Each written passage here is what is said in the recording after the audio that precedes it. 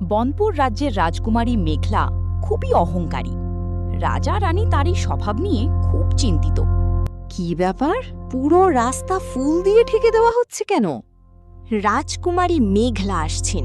উনি ধুলো মাটি একদম সহ্য করতে পারেন না। না, আমি মাটিতে হাঁটব না, এতে আমার পা নোংরা হয়ে যাবে। একদিন দূর থেকে ভেসে এলো এক মিষ্টি বাঁশির সুর। এই সুর কে বাজাচ্ছে? তাকে নিয়ে এসো।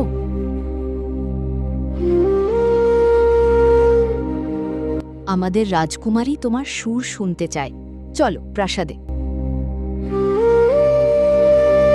না, আমার সুর এই বনের জন্য।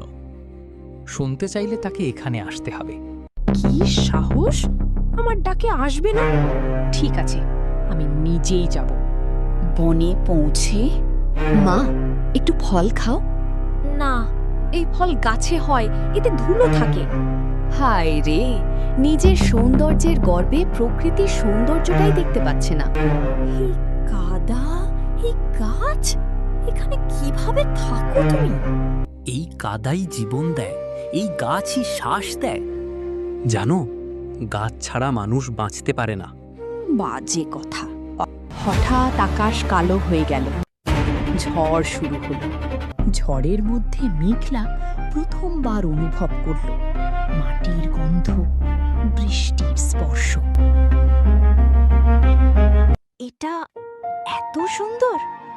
এইটাই প্রকৃতি, যাকে তুমি অবহেলা করছিলে। আমি ভুল করেছি। আমি কখনোই প্রকৃতির মূল্য বুঝিনি। ভুল বুঝতে পারাই সবচেয়ে বড় শিক্ষা। সেই দিন থেকে রাজকুমারী মেঘলা বদলে গেল। সে প্রতিদিন বনে যেত, গাছ লাগাতো, প্রকৃতিকে ভালোবাসতো।